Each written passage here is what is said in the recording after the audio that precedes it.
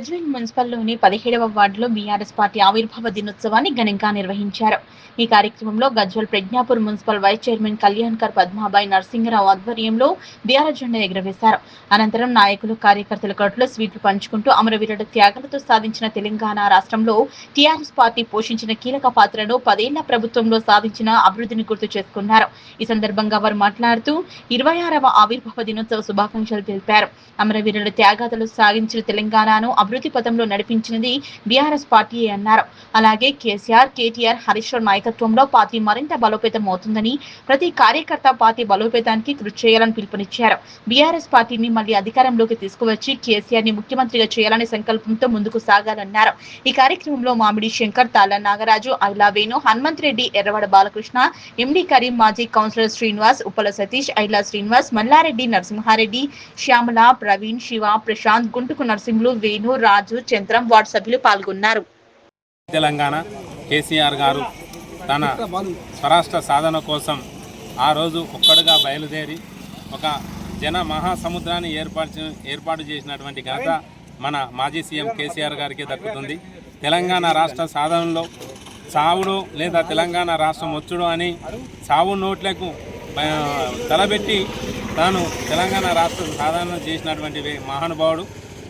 ఇదే టీఆర్ఎస్ పార్టీని ఏర్పాటు చేసినప్పుడు ఆ రోజు ఇది పుబ్బులో వచ్చింది మబ్బులో పోతుంది అన్నట్టుగా మాట్లాడినటువంటి వ్యక్తులే ఈరోజు తెలంగాణ రాష్ట్రంలో ఈ తెలంగాణ రాష్ట్రం యొక్క అభివృద్ధిని చూసి కుళ్ళుకుంటున్నటువంటి వ్యక్తులను మనం చూస్తున్నాం. తెలంగాణ రాష్ట్రాన్ని దశాబ్ద కాలం పాటు అభివృద్ధిలో పరుగులు పెట్టించినటువంటి మహానేత కేసీఆర్ గారు తాను ఏ విధంగా అయితే తెలంగాణను కలలుగన్నాడో ఆ విధంగా తెలంగాణ రాష్ట్ర నిర్మాణం పునర్నిర్మాణంలో కూడా ఒక మహనీయమైనటువంటి అద్భుత కళను సాకారం చేసినటువంటి వ్యక్తి కేసీఆర్ గారు. ఎందుకంటే తెలంగాణ రాకముందుకు చీకటి కమ్ముకుంటుందన్న తెలంగాణ రాష్ట్రంలో 24 గంటలు వ్యవసాయానికి కరెంట్ ఇచ్చినటువంటి మహానేత కేసీఆర్ గారు. అదేవిధంగా ప్రతి వ్యక్తిని కూడా ప్రతి కులాన్ని కూడా హక్కున చేర్చుకొని ఆ కులాలకు ఏది కావాలనో జీవన విధానాన్ని ఏ విధంగా మెరుగుపరచాలనో, ఎందుకంటే మన గొల్ల కుర్మలకు గొల్లు, బెస్తవాళ్ళకు చేపలు, అదేవిధంగా వ్యవసాయదారులకు చెల్లు కుంటలు తీయడమే కాకుండా ఆ చెల్లు కుంటలు నిండడానికి మా కాల్వల ద్వారా ప్రాజెక్టులకు నీళ్లు మళ్లించినటువంటి వ్యక్తి కేసీఆర్ గారు. ఈ విధమైనటువంటి అభివృద్ధితో పాటు మహాలక్ష్మి పథకాన్ని కానీ, ఇంటింటికి త్రాగునీరు కానీ, అదేవిధంగా వైద్య సదుపాయాలు ఏర్పరచడంలో కానీ, మౌలిక వసతులలో భాగంగా ప్రతి జిల్లాను ఎక్కువ చేసుకొని ప్రతి జిల్లా హెడ్ క్వార్టర్ నందు మనకు జిల్లా కమిటీలు, మండల కమిటీలు, మండలాలను పెంచడం కానీ, తండాలను సర్పంచులుగా గ్రామ పంచాయతీలుగా చేయడంలో కూడా కేసీఆర్ గారి పాత్ర కీలకం. కేసీఆర్ గారు తన జీవితం మొత్తం తెలంగాణ రాష్ట్ర అభివృద్ధి కోసమే పాటుపడినటువంటి వ్యక్తి. అటువంటి వ్యక్తిని మళ్ళొకసారి తెలంగాణ సమాజం కోరుకుంటుంది.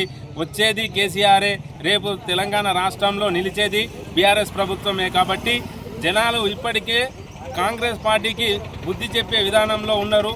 ప్రతి చోట ఎన్నిక ఏదైనా కానీ కేసీఆర్ వెంటే కేసీఆర్ తోటి మేము నడుస్తామనే మెసేజ్ ఇప్పటికే పోతుంది.